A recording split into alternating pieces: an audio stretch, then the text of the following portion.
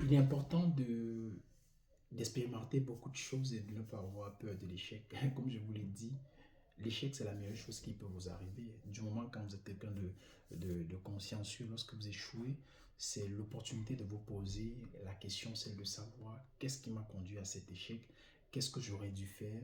Une fois que vous êtes posé la question et que vous avez la solution, ça vous permet de revenir avec une meilleure attitude. Alors, la quatrième compétence que je m'en vais partager avec vous dans cette vidéo de 2026, qui est 5 compétences pour vous permettre d'accomplir radicalement votre année 2026 et de la transformer et d'avoir raison sur celle-ci afin de devenir quelqu'un de meilleur. C'est la résilience et la gestion des émotions.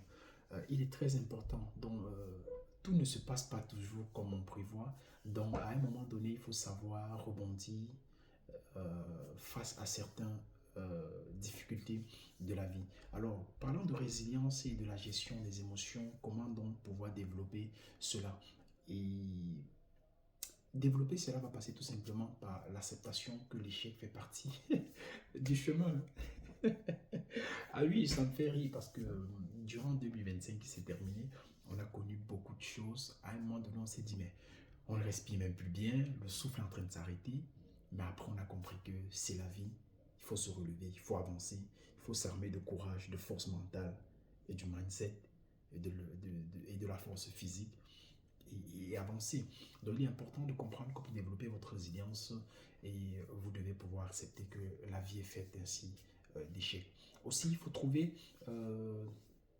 des manières saines de gérer le stress. Et l'une des choses que je vous conseille radicalement de pouvoir faire pour pouvoir gérer votre stress et pouvoir contrôler mieux vos émotions, c'est le sport. Le sport permet déjà d'avoir une bonne santé, elle éloigne de nous beaucoup de maladies.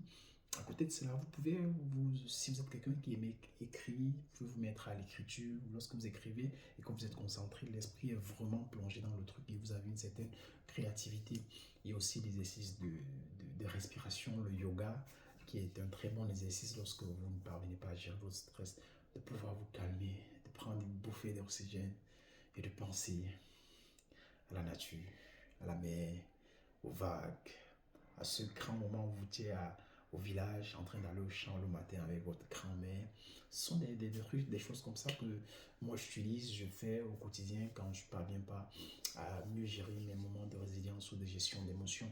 Il est aussi important de se concentrer sur ce qu'on peut contrôler. Ah oui, très important. En matière de résilience et de gestion d'émotions, il faut toujours vous poser la bonne question.